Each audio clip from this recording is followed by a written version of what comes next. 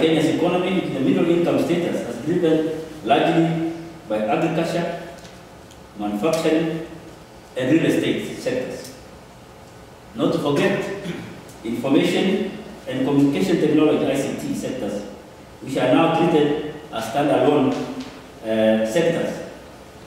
Of course, you all know of the vibrant telecoms industry in our country, which has now pioneered the famous M-Pesa business, where every villager can move money between one place and another and have an account running in his or her own mobile phone.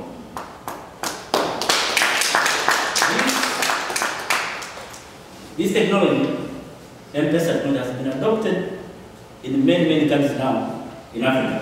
Indeed, you can now move money from Canada right into a telephone number in Kenya through MoneyGram, which has established very close working relationship with M-Pesa in Kenya.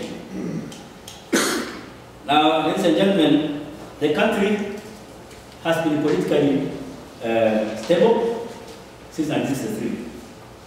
Of course,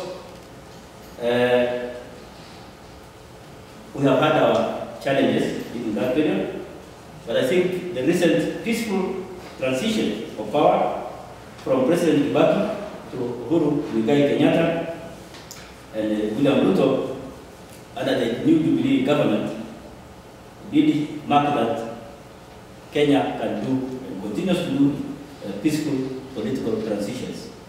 We had our challenges in 2007, 2008, as you all know, but I think out of those challenges came out a very important opportunity for Kenya. It gave us an opportunity to reassess our country, to reassess our institutions, to reassess our constitution. And we were able, after looking at all this, to come out with a new constitution 2010, which I think, if you have time to study, is one of the most impressive constitutions, I think, in the world today.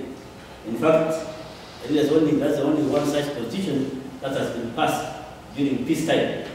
Many other constitutions have come out of chaos, war, and conflict. But this one, we negotiated it in a peaceful environment, went to the referendum, and it was passed.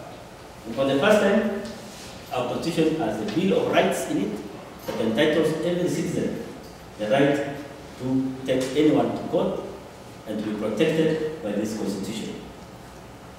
This constitution also provides protection for investors and business people wishing to come and invest in Kenya. Now, let me also say, moves have been taken to liberalize the economy in the recent years. And these have laid the groundwork for an investment-friendly environment in Kenya. The economic recovery strategy targets to achieve 8% growth rate by 2025 and 10% by 2030 under our Vision 2030 strategy. Kenya remains an important player in East Africa, strategically placed with a major port in Mombasa and well-developed financial markets. I'm going to detail quickly now in this one.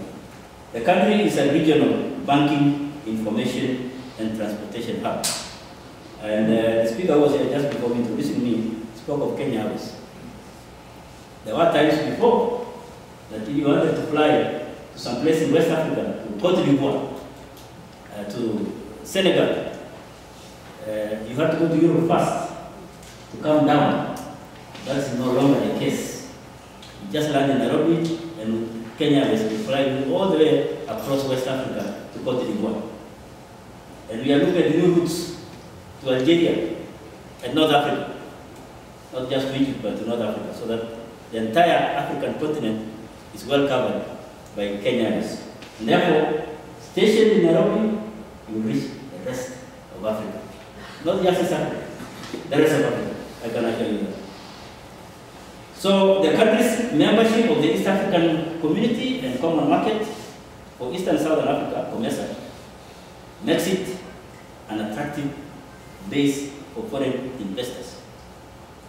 Because you not only sell to the 40 million Kenyans, or to the 80 and over million East Africans, but to the about 390 million people in the COMESA region. And if you're based in Nairobi, you get all these preferences to move goods and services to this country almost at no cost in terms of taxes and so on.